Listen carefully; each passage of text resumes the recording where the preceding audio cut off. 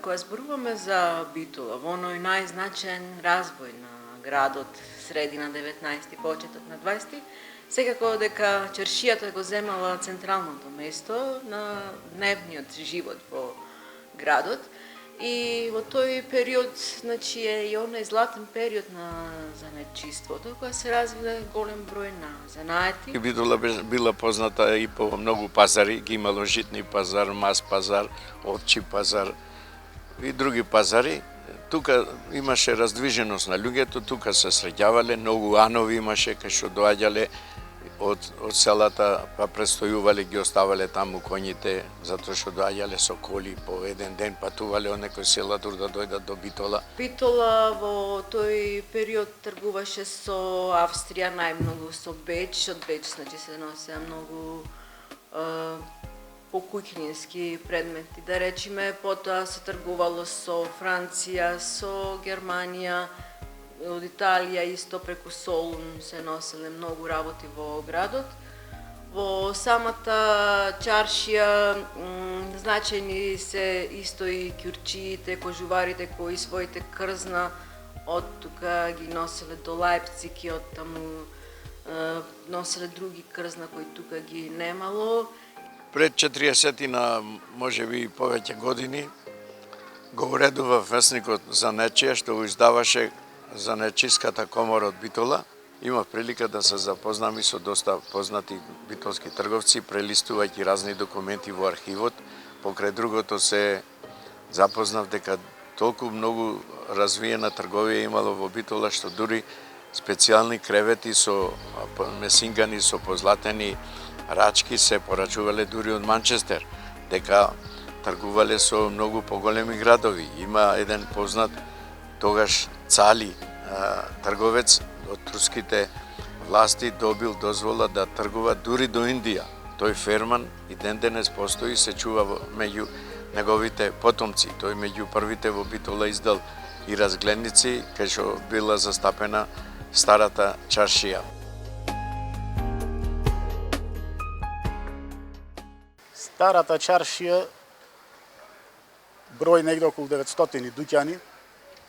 Порано сите дуќани работеа. Живееше 80 години кога дојде во тука Котворив, па не може да ви кажам, тоа беше стварно, чаршијата работеше со полна пари. Порано чаршијата беше исполнета со занечиски дуќани од пакуџи, леблебиџи, баш ова место се викаше кај леблебиџите. Чаршијата е срцето на градот. На времето кога кејме, ај в чарши да ме да прошетаме да видиме што имаше дена. Ние сме, да речем, од дедо ми, татко ми, тога ние сме занечи 80-90 години. И веќе останавме уште ние во Битолска чаршија и се бориме да останеме. Порано чаршијата значи беше полна со луѓе, народот беше весел, помалку се имаше, али беше народот повесел. Празен дуќан не можеше да се види.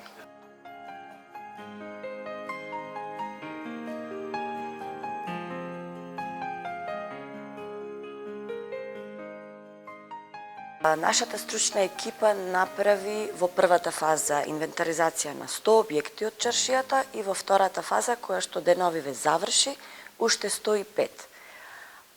Оваа инвентаризација е многу важна за нашата институција и општо за градот, бидејќи е работена во соработка со експерти од Франција. Со инвентаризација на објектите, ние добиваме една точна слика, она што велиме се прави еден пресек, да ја сознаеме состојбата, каква е на објектите, кои интервенции се извршени, што се направило во дозвола, што без дозвола, без одобрение и како да се почне понатаму. Ќе направиме меѓународна конференција на заштита на културно наследство во Битола. Тука со меѓународни стручњаци и така, за прв пат ќе премовираме Битола вистинска на како што треба. Зашто нашата чаршија, битолската, е една од ретките чаршии која што го сочува својот обем. Значи, од неја се може да се чува ни половина од таа чаршија, другата половина е уништена. Поврзана е анекдота со тоа, имено кога се турна пекмеш чаршија да се направи плоштад за да се држат после војната митинзи и говори, присуствувал, дошол во Битола познатиот соработник на другарот Тито. Моша јаде и овие за да му се пофалат, му кажуват другар Моша, тука имаше едни стари дуќанчиња, ама ние ги турнавме и направивме црвен плоштад. И тој замолчил и едно време му рекол, поголема глупост не сте можеле да направите. Тие се изненадиле со тоа. Иначе, толку тие дуќанчиња биле и куќи изградени, што се раскажува дека при нивното уривање бил употребен динамит, народот тоа го гледал и при експлодирањето една тула удрила во една девојка и тука загинала, значи имаше некоја жртва. Имам сознание дека во 80-тите години се правеше проекти да источат другиот дел од чаршијата, се изруши да се изградат згради. Меѓутоа, со стручните лица, со ситуацијата како што беше, мислам, сватија дека тоа се прави голема штета на она што се нарекува културно наследство. И таква штета се нададе се може и на другите градови из Македонија и така единствена чаршија која што преживеа е Скопската и нашата. Другите се само од статуци кои што веќе полека и полека и се губат.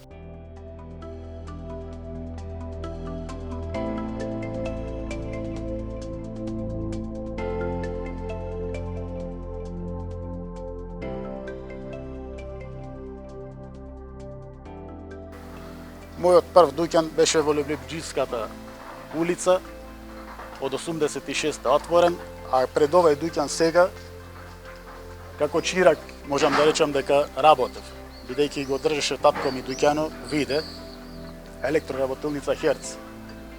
И секој слободен момент го поминував кај него. Значи, јас како занечија, првото искуство го добив од мојот татко. И 86-та година си отворив дуќан, како многу мал спрема сите други занаетчи кои беа. И со занаето кој го имав, тој беше многу редок, тоаш занает сервисер на радио и телевизија. Бидејќи имаше само државни сервизи за поправка на телевизори. И малце беше интересно на народот како може се овој млад човек да поправа такви производи. Но ето, искуството беше тоа, татко ми стекнато. И секоја година се надоградував. Како што оди техниката, и сега веќе техниката со толку голем замав оди што не можеме ни да ја пратиме.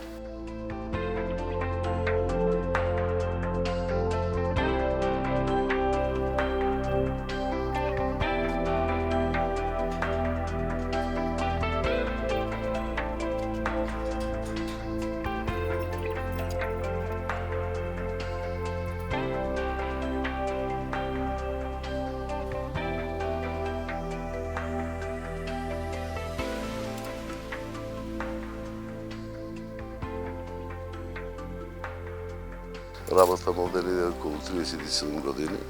Моите први почетоци беа во Београд. Тука почнав да го изучувам занаето. После отидов војска, кој се вратив, уште 2 години продолжив. И 80 година дојдов и тука го отворив дуќан. Ево сега, скоро 37 години, неполни за некој месец, кај што сум го ставате чарши.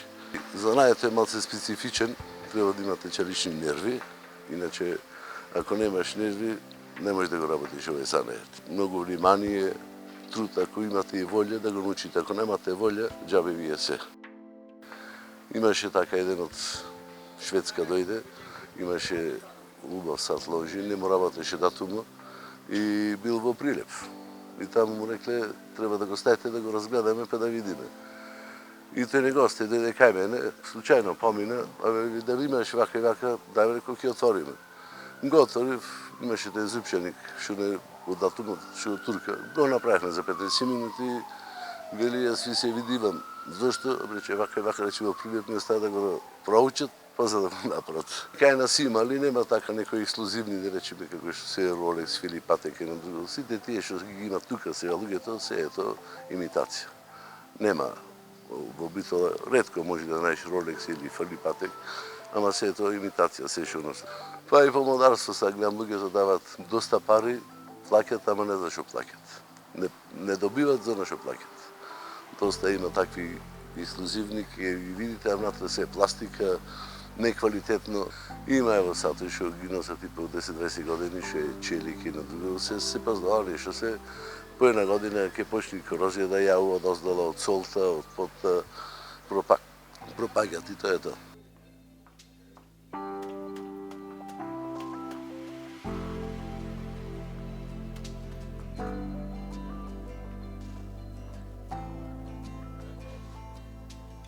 Јас овој занает се занимавам од мал, веќе што се вели, тука сум израснат, наследен занаето ми од татко ми, а пред татко ми го наследил од дедо ми. Со овој занает се занимавам не околу овој дуќан, значи тука го имаме околу 80 кусуро години. Наследен занаето моментално ми од татко ми, сега тој е пензија. Јас го наследив, сега имам мало детенце. Се надевам еден ден дека и тој ќе го наследи овој занает. Ташнарскиот занает е малку специфичен за разлика од останатите занаети. Бара доста прецизност, муштерите се секогаш во право, барат некои комплицирани работи, и полесни, и потешки, али пред се порано изработувавме повеќе, значи имаш избор на ташни, колани, изработуваме моментално. Сега, према сегашната состојба, значи послабо изработуваме, претежно изработуваме поправки, ташни, колани, изработуваме зависно од желбите на муштерите. Кожата ја набавуваме по порачка од Италија.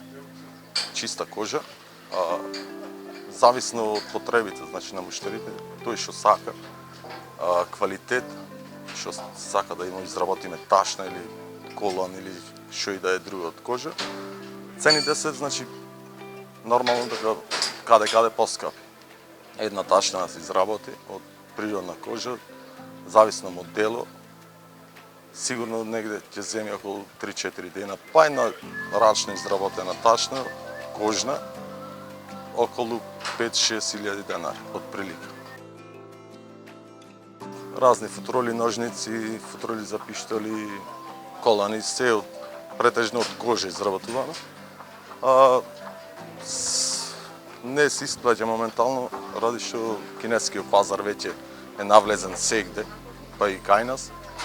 Така не се исплаќа да изработуваме ташни од Скај, ради што кинескиот пазар веќе се многу ефтини цените на ташните, така да кинескиот пазар нас занечите не втурнува да не можеме да просперираме, така да се рече.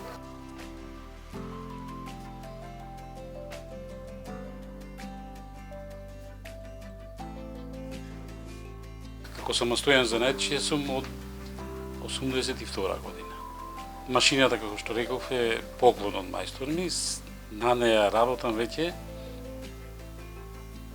од 71 година како чирак, калфа и сега како мајстор.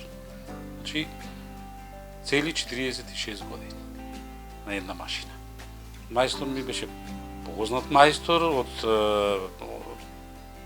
од постарите занаетчи. Занаетот не е така лесен, значи тежок занает е, кројачкиот занает посебно, значи јас сум кројач по порачка, машки одела и панталони, значи машка конфекција. Битола е позната од занаетчите најпоќе по кројачкиот занает. Значи на времето Битола броеше околу можда 100 кројачи низ чаршијата. А сега, за жал, може би само јас сум или дај Боже да е грешка.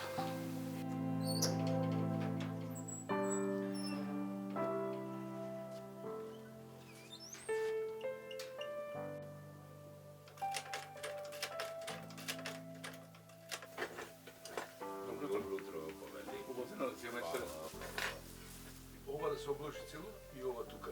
Како ќе треба да го направиш? Добро, ќе би. Значи, овде парче му се тла и овде да му се тла. Да. Нема проблем. И колку пари кошта? 250 ќе кошта се. Добро. Да ги средам. Ево, кој ќе биде готови? Сат и пол, два готови. Значи во текот на денот? Да. Ако случајно не дојде утре се бајде. Важи, нема проблем. Благодарам, секој добро. Молам, пријатно. Имало многу во Битола мајстори, преку 200 души имало мајстори што работеле то. Имало многу ученици, чираци, се и се што. Ама сега дојдовме на бројка од негде 5-6 души. Најмногу. Го наследив од татко ми, веќе починат. И работиме. Па поправка на чевли, стари. Само поправка. Не нови, пошто нема нови, нема интерес за нови. Порано имаше интереси за нови чевли, кои не беа толку распространети фабриките, сега само поправка на стари чевли. Може да дојде да нарача, само што то би коштало малце поќе пари спрема фабричките чевли, така да спрема материјалната и куповната мој тешко сега. Кожа, првенствено кожа, ѓон, кожен ѓон, се природни материјали. Значи, за разлика од тие што се продават, малце поуба и поквалитетни, поуба изработка е рачната. Сегде во светот се цени поќе рачната изработка. Биле изработени рачно. Има и добри и лоши страни за нечиството. Значи нема многу пари, ама за живот има. Интерес за него поќе нема. Некогаш имаше интерес, имаше млади ученици што учеа. Сега јас сум најмладиот, што сум во чаршијата и општо во цела Битола. Поќе нема интерес, значи изумира занаето. Лошо, како ќе се чувствуваш. Кога нема на кој да го оставиш да му даеш занает на некој да работи, да вади едно парче леп. Немам на кој да го оставам занаето.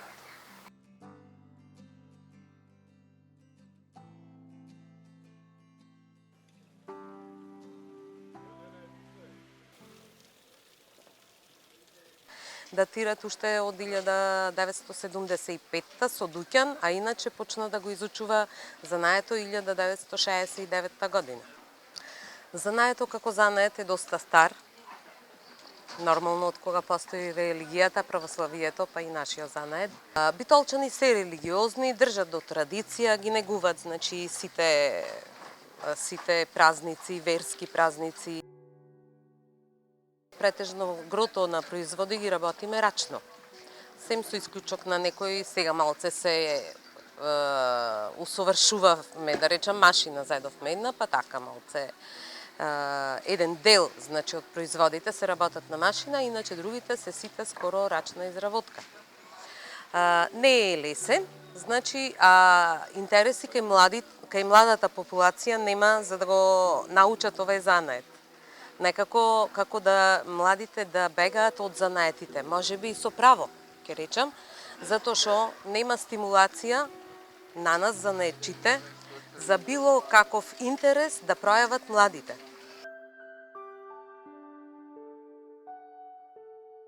Ево сега, кога ќе видите, нема појќе. Занечи изумират, се појќе се отвора бутици и се тие работи, така да занечистото по полека и старата чаша изумира. Тешко. Спрема порано, многу потешко.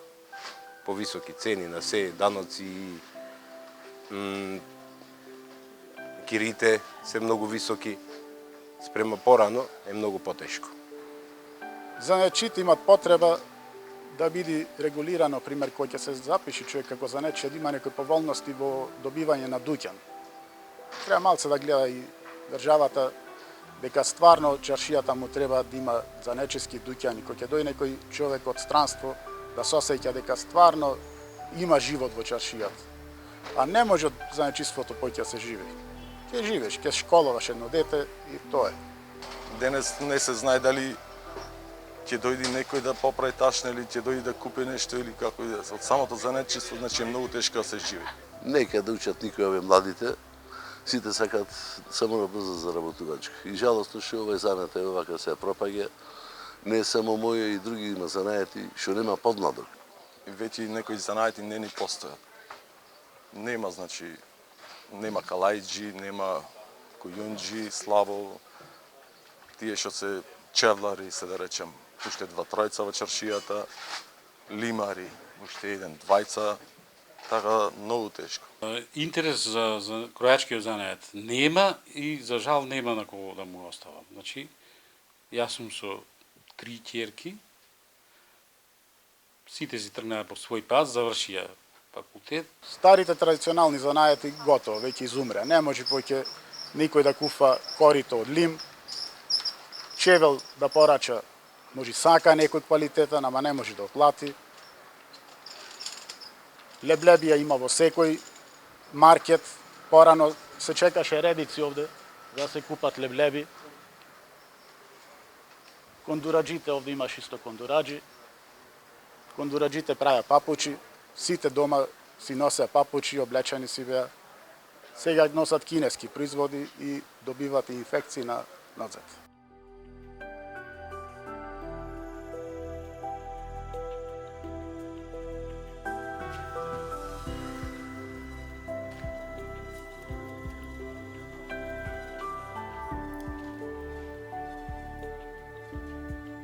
Активно се занимавам, преку едно, да не претераваме, на 24 до 25 години. Со дуѓан сум од 2000 година, од септември месец. Тоа што значи дека до сега се 17 години. Значи овој занает е сложен, значи тежок занает, не е едноставно, значи земи машинката или ножица или таму било некој друг инструмент и земи да стрижиш. Значи тоа се учи степен по степен и сака многу години. Се стекнав се едно искуство во животот кога бев на еден семинар во Германија и таму начинот ме бендиса многу на школување. Значи се школуваш до одреден степен, потоа одиш на дообука, да го кажем тоа, кај познат работодавец. Одиш 4 години. После тие 4 години одиш уште 3 години како работник, значи да работиш со плата. Ако сака да те задржи, остануваш кај него, ако не со препорака, негова препорака, значи било кај да одиш, да мора таму да имаш препорака каде си учил, каде си бил. И спецификацијата следи, значи каков работник, каков ученик си бил и така натаму. За жал тоа кај нас го нема, а треба да го има, да најдеме начин да го вметнеме ова значи за доброто на сите, и работодавци и како ученици. За што подолго го учат овој занет, подолго можат да го подобро можат да го совладат, да речам, и да се усовршат. Значи за овој занет како денеш има интерес, никогаш немало интерес. Интересот е премногу голем, него пак ќе се навратам начинот на кој учат учениците, од каде учат и кај кои работодавци, професори, наставници, мајстори наставници учат, тоа е друга тема. Значи во Битола се бара све што е тренд моментално во светот, да речам, како таков. Значи тука имаме педикири, имаме манакири, имаме депилација, значи за едноставно третмани за разоблавување. Поборовачката е преголема, секоја чест за битолчани, и не само битолчани, ние имаме клиентела идат и од соседните држави, да речам. Ги имаме премногу, значи сега во овој летен период ги имаме премногу и странци. Значи едноставно поборовачката е доста голема и работиме на тоа да сите бидат задоволни, што ќе излезат од тука, да бидат средени, значи со, како што кажав, во тренд на она што го гледаме по интернет, што го гледаме по телевизија. Целиме да бидеме барем, ако не 100%, 80-90% да бидеме блиско до нив, мада некога сме и над нив.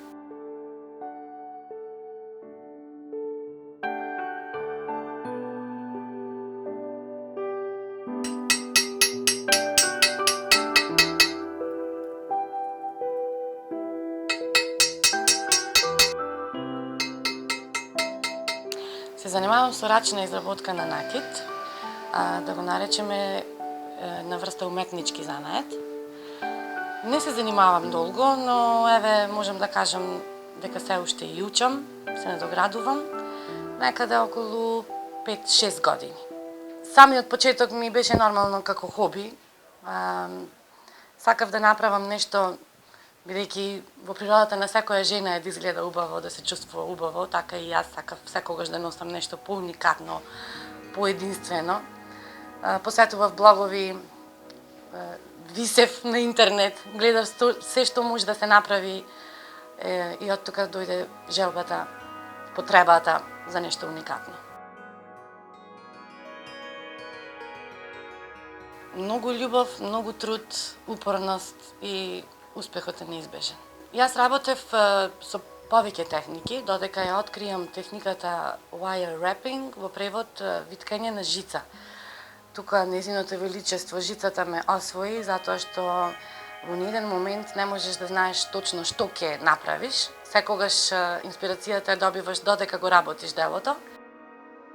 Најмногу ме инспирира самиот факт што овој уметнички занает е најстар занает, 2000 години пред нашата ера. И ден денес во Британскиот музеј има примероци од Сумериската династија. И од тука сакав да направам некој спој со тогашниот тренд и денешната мода. Така што сега најчесто работам исклучиво со жица, со полускапоцени камења, и сум задоволна. Работам исклучиво со природни метали и природни камења. Значи, природен метал, бакар, алуминиум, инокс, месинг, тие се по-така долготрајни. За квалитетот, јас нема да кажам, кажуваат и клиентите, нема алергии, нема потемнување и така натаму. А за природните камења, мислам дека сите се свесни за нивната моќ. Освен што представуваат моќ, тие се и години наназад, векови наназад се користеле за алтернативна медицина. Покрај нивната убавина, тие имаат и духовна и лековита моќ. Покрај повеќето техники кои се изработуваат, значи имам декупаж, имам техника макраме, имам техника со кожа, со школки и еве едно интересно приврзоче. Ова е потекнува од Бразил, на мој драг колега, рок од дива коза. Најмногу барат креативните луѓе, затоа што секој си е креативен на свој начин. Од тука јас и претежно работам сега и по нарачка, затоа што така си ги запознавам клиентите и нивните желби. Се разбира, странците кои ќе дојдат се воодушевени, затоа што таму малце се поинаку се цени оваа работа. Машки и женски, значи нема врска од кој пол, деца, секој си е креативен на свој начин и секој може да си пронајде она што му треба.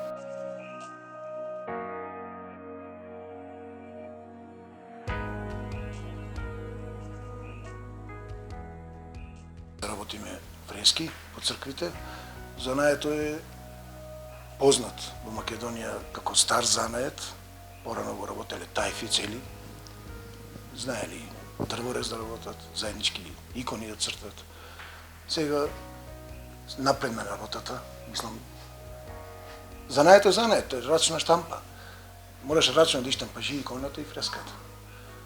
И е богат, како занает е многу богат. Оти многу има наследно да се види по нашите цркви, по манастири, тоа е нешто да се исполни душата. Стари слики ще има пред 600 години, 700 години. Што трат, тоа е вечност. И јас можам да кажам само дека сум ученик на Иван Милников, стар сликар, дојден во Битола, руски сликар. Има доста квалитетни деца, има само таков е занаето, сака доволно стрпливост, упорност. Оти не се учи преку ноќ, му требаат на човек месеци да стигне до првата техника на работење на иконата. Една икона се работи месец и пол-два, не можеш ти да ја направиш преку ноќ. Самата припрема е многу. И е богато, се работи со маслена техника. Затоа е вечна. Со Ристо Димовски имавме ателје, имавме и бесплатна школа. Имаше интерес, дојде преку 40 деца кај нас. И мислам, презадоволни сме, негде 10 излева е стварно мајстори на својот занает. И работат, се работи. Овде има за сите работа. Само да се успешни, да не се црта непотребно нешто по црквите, оти и неете, карикатури почнаа да цртат по црквите. Цртат неканонски работи, мислам, неуспешно. Ако не се успешни, подобро да не паќат четката. Мислам, треба да се работи баш занатски. Ако е по моje сега, јас не сум најмеродавен да кажам, ама према годините можам и да кажам. Оти гледам, секој сака, едно е да сакаш, едно е да умееш да го направиш нештото. Децата се само селектираа кај нас во ателјето. Виде дека некој не може, си заминае. А некој што ги бидваше веќе успешно и ден денес работат во цркви, се многу добри. Многу добри. Тука сме стварно горделиви на нив.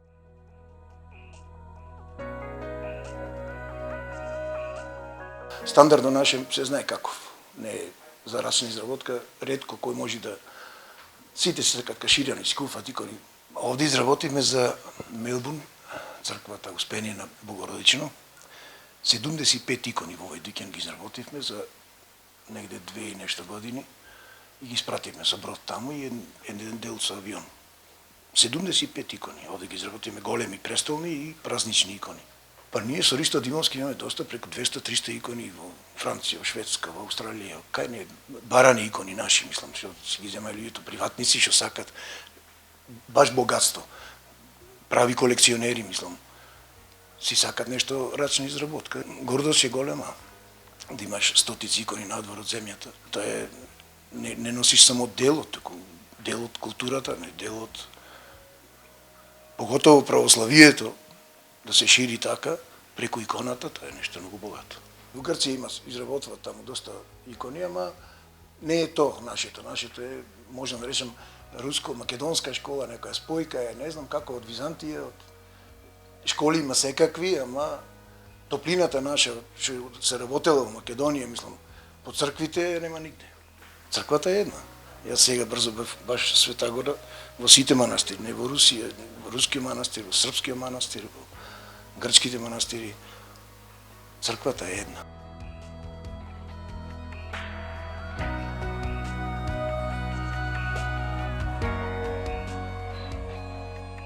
Од секој занает, старите велат златна белегзија е секој занает. Од секој занает може да се живи добро.